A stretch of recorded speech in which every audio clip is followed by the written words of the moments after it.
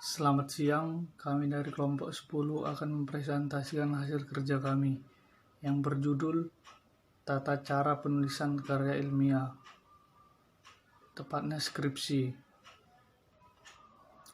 1. Pengertian skripsi. Skripsi adalah karya tulis yang mengemukakan pendapat penulis berdasarkan pendapat orang lain yang disertai data-data dan fakta-fakta empiris objektif, baik berdasarkan penelitian langsung maupun tidak langsung. Di samping tertib dan cermat, dalam metodologisnya juga diperlukan sumbangan material berupa temuan baru dalam segi tata kerja, dalil-dalil, atau hukum tertentu tentang salah satu aspek atau lebih di bidang spesialisnya. 2. Tahap-tahap penyusunan skripsi. Pada dasarnya, dalam penyusunan skripsi atau buku terdapat tahap-tahap berikut, yaitu 1. Persiapan atau pemilihan topik, judul, dan kerangka. 2. Pengumpulan data. 3. Pengorganisasian dan pengonsepan. 4. Pemeriksaan atau pengetikan. 3. Bagian-bagian pokok sebuah skripsi. Sistematika umumnya dibagi 3 bagian, yaitu sebagai berikut. Bagian awal. Bagian ini terdiri dari halaman sampul, halaman judul, lembar persetujuan. 1. Lembar persetujuan pembimbing. 2. Lembar persetujuan dan pengesahan. Abstrak, prakarta, daftar isi, daftar tabel, daftar gambar, daftar lampiran, daftar lainnya, misalnya daftar lambing, daftar singkatan, dan sebagainya. Bagian inti. Bagian ini terdiri dari bab 1, pendahuluan. A. Latar belakang masalah. B. Identifikasi masalah. C. Cakupan masalah. D. Rumusan masalah. E. Tujuan penelitian. F. Hipotesis penelitian jika ada. G. Kegunaan penelitian. H. Definisi istilah atau definisi operasional. Bab 2. Kerangka teoritis. A. B. C, dan seterusnya. Bab 3. Metode penelitian. A. Ruangan penelitian. B. Ruang lingkup penelitian. C. Populasi dan sampel. D. Instrumen penelitian. E. Prosedur pengumpulan data. F. Analisis data. Dan bab 4. Hasil penelitian. A. Deskripsi data. B. Pengujian hipotesis. C, dan seterusnya. Bab 5. Pembahasan. A. B. C, dan seterusnya. Bab 6. Penutup. A. Simpulan. B. Saran. Bagian akhir. Bagian ini terdiri dari daftar pustaka, pernyataan keaslian tulisan, lampiran, riwayat hidup. 4. Kandungan masing-masing bagian skripsi. Isi bagian awal. Halaman sampul. Halaman sampul biasanya terdiri dari judul, kata skripsi, nama dan NIM, lambing perguruan tinggi, fakultas, jurusan, dan waktu ujian. Semua huruf dicetak dengan huruf kapital, dengan komposisi dan tata letak yang diatur secara sistematis, rapi, dan serasi. Halaman judul. Halaman judul terdiri dari atas 2 halaman. Halaman pertama isi dan formatnya sama dengan halaman sampul. Halaman kedua memuat 1. Judul skripsi. 2. Teks skripsi diajukan kepada perguruan tinggi untuk memenuhi salah satu persyaratan dalam program sarjana pendidikan. 3. NIM dan nama. Ditulis dengan huruf kecil kecuali huruf pertama. 4. Nama lengkap perguruan tinggi, fakultas, dan jurusan dengan huruf kapital. 5. Bulan dengan huruf kecil. A. Abstrak. Kata abstrak ditulis di tengah halaman dengan huruf besar, simetris di batas atas, bidang pengetikan, dan tanpa tanda titik. Nama penulisan diketik dengan jarak 2 spadari kata abstrak. Di tepi kiri dengan urutan nama akhir diikuti koma, nama awal, nama tengah, jika ada, diakhiri titik. Judul digarisbawahi atau dicetak miring dan dicetak dengan huruf kecil, kecuali huruf-huruf pertama dari setiap kata. Diakhiri dengan tanda titik. Kata skripsi ditulis setelah judul dan diakhiri dengan koma, diikuti dengan nama-nama jurusan. Kata tidak boleh disingkat, nama fakultas, nama institut, dan diakhiri dengan tanda titik. Kemudian dicantumkan nama dosen pembimbing 1 dan 2 lengkap dengan gelar akademiknya. Dalam abstrak dicantumkan kata kunci yang ditempatkan di bawah nama dosen pembimbing. Jumlah kata kunci berkisar antara 3 sampai 5 buah. Kata kunci diperlukan untuk komputerisasi sistem informasi ilmiah. Dalam teks abstrak disajikan secara padat intisari skripsi yang mencakup latar belakang, masalah yang diteliti, metode yang digunakan, hasil-hasil yang diperoleh, kesimpulan yang dapat ditarik. Diketik dengan spasi tunggal atau 1 spasi, dan panjangnya tidak lebih dari 2 halaman kertas ukuran kwarto. B. Kata pengantar atau prakarta. Kata pengantar berisi ucapan terima kasih penulis kepada semua pihak yang membantu dalam mempersiapkannya, melaksanakan, dan menyelesaikan penulisan skripsinya. Tulisan kata pengantar ditulis dengan huruf besar, simetris di batas atas, bidang pengetikan, dan tanpa tanda titik. Teks kata pengantar dengan spasi ganda atau 2 spasi. Panjang teks tidak lebih dari 2 halaman kwarto. C. Daftar isi. Daftar isi ini memuat judul bab, judul subbab, dan judul anak subbab yang disertai nomor halaman tepatnya pemuatan dalam teks. Semua judul bab diketik dengan huruf besar. Judul bab dan anak subbab hanya huruf awalnya saja yang diketik dengan huruf besar. D. Daftar tabel. Daftar tabel memuat nomor tabel, judul tabel, serta nomor halaman untuk setiap tabel. Judul yang lebih dari 1 baris diketik dengan spasi tunggal. Antara judul tabel yang satu dengan yang lainnya diberi jarak 1,5 spasi. E. Daftar gambar. Daftar gambar memuat nomor gambar, judul gambar, dan nomor gambar tepat pemuatan dalam teks. Tata cara penulisannya sama dengan daftar tabel.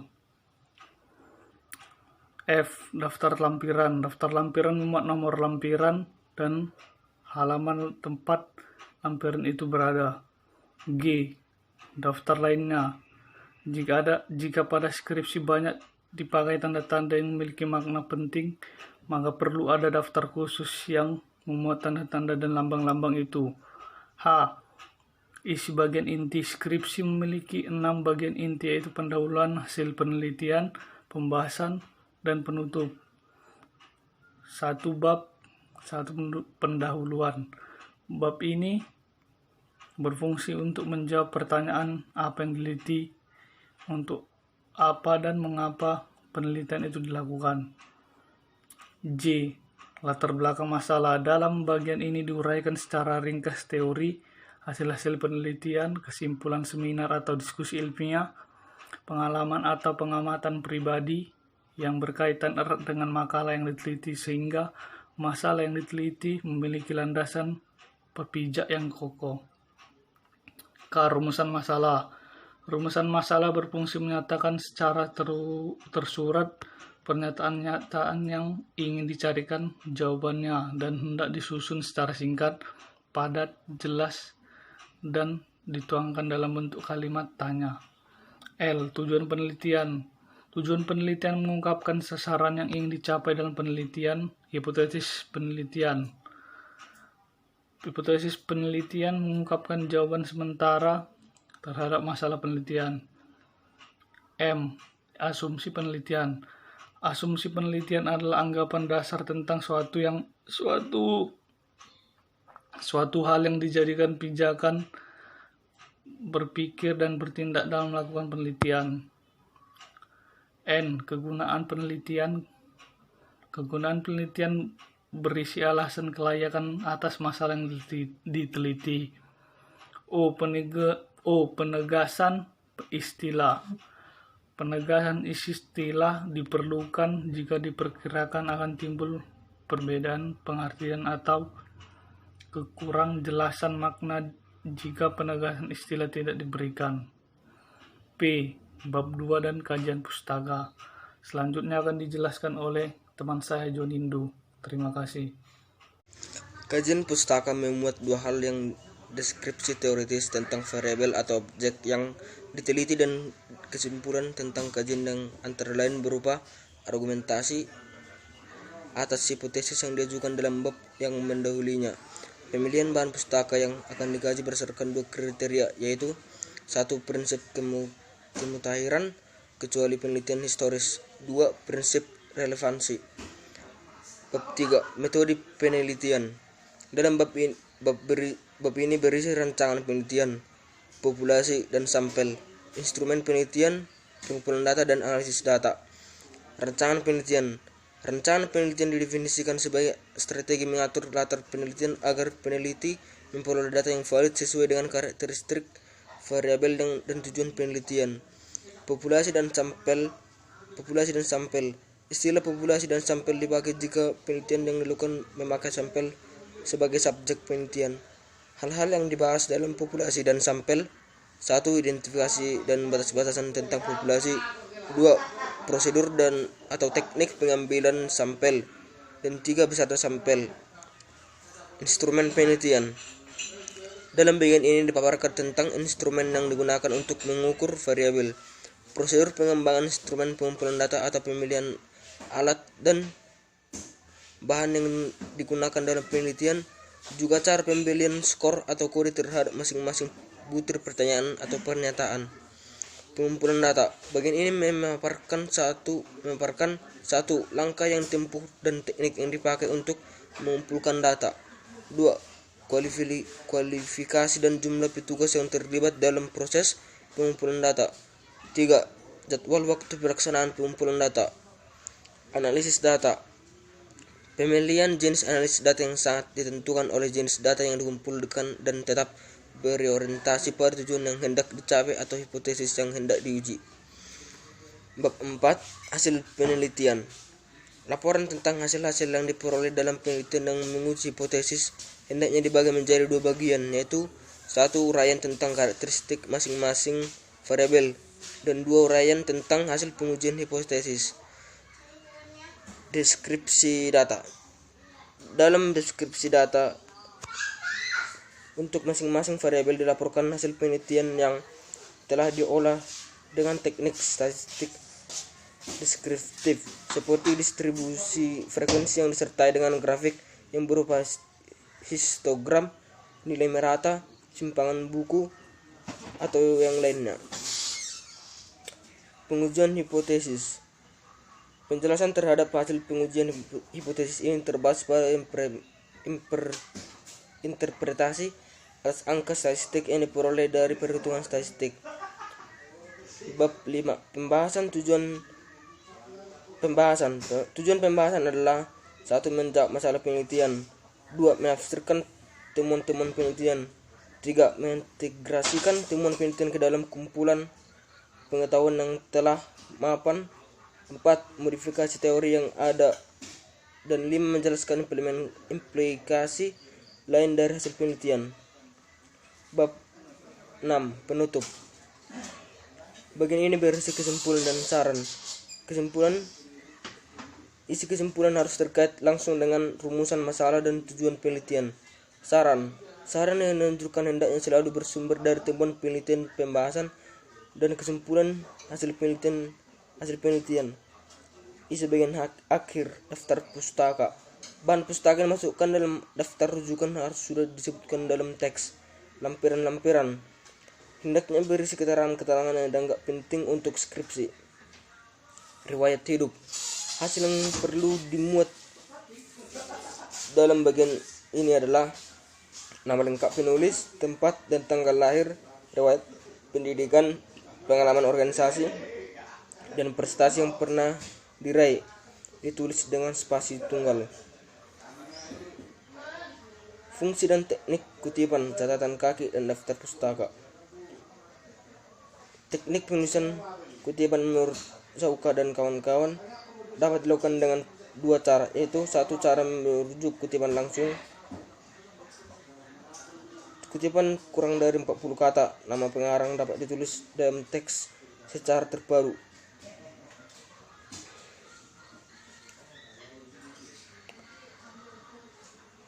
B. Kutipan lebih dari 40 kata.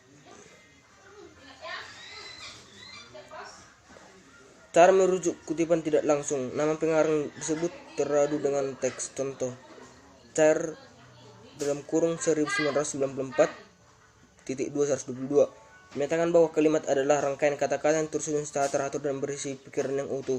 Nama pengarang disebut dalam kurung bersama tahun terbitnya. Contoh, kalimat adalah rangkaian kata-kata yang tersusun secara teratur dan berisi pikiran yang utuh. Catatan kaki ditulis sebagai penghargaan terhadap karya orang lain yang melalui kode etik yang berlaku dalam hal penulisan karya tulis. Fungsi catatan kaki menurut Akai dan kawan-kawan adalah sebagai berikut. 1. Pendukung kebahasaan penemuan. 2. Tempat memperluas pembahasan diperlukan. 3. Referensi silang. 4. Tempat menyatakan penghargaan atas karya yang diterima dari orang lain. Adapun unsur-unsur catatan kaki sebagai berikut. 1. Untuk buku. 2. Nama pengarang ditulis dalam urutan biasa, diikuti tanda koma.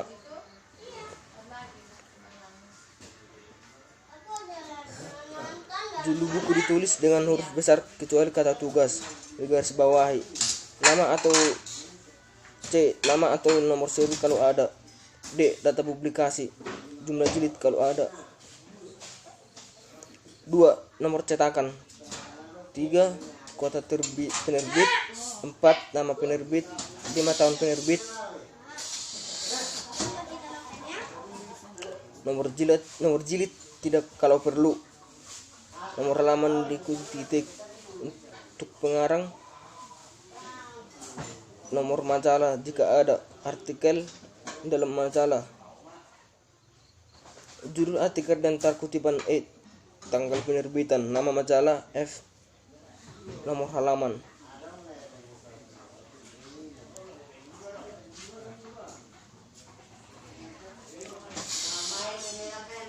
Bab 3. Penutup dan kesimpulan. Dari uraian makalah kami tadi mungkin ada beberapa hal yang kami simpulkan. Di antaranya, 1. Dalam penulisan skripsi atau buku harus melalui prosedur yang telah ada. 2. Data-data yang termuat dalam skripsi atau buku haruslah jelas, baik sumber maupun data itu sendiri.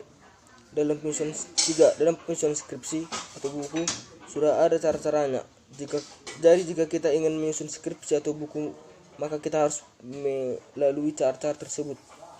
4. Skripsi atau buku itu harus tersusun secara rapi dan sistematis. 5. Dalam menyusun skripsi atau buku diperlukan ketelitian yang sangat tinggi.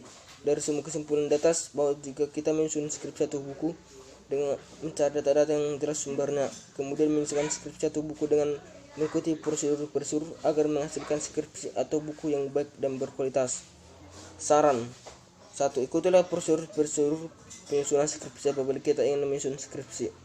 2. Kalau ingin menyusun skripsi, carilah data-data yang jelas dari sumber yang terpercaya. Sekian hasil dari presentasi kami. Jika ada kata yang kurang tepat, kami mohon maaf. Terima kasih.